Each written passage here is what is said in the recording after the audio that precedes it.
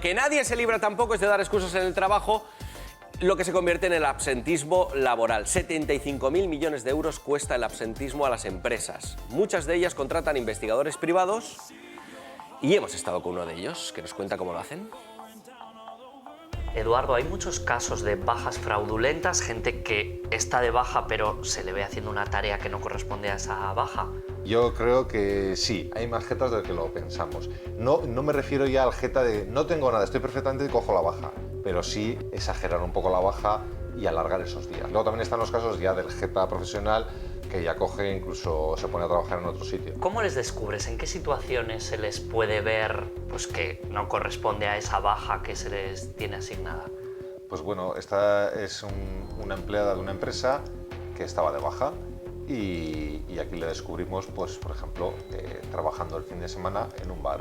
¿Qué tipo de baja tenía? Esta persona tenía el brazo mal, el hombro. Y ya vemos aquí, por ejemplo, pues como el brazo luego no lo tiene mal.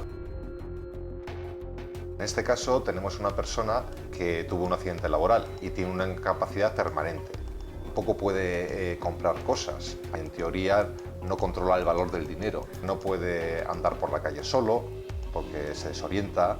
O sea que es una baja física y psicológica, digamos. Este también pide la Seguridad Social, le pide una pensión Claro.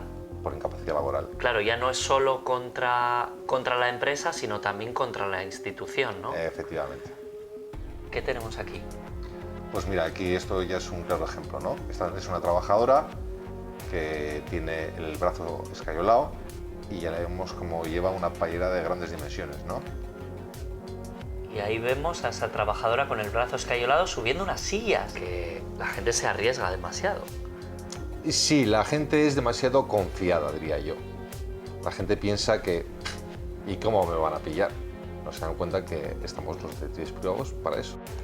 Una imagen vale más que 1000 palabras, ¿eh? Eso es.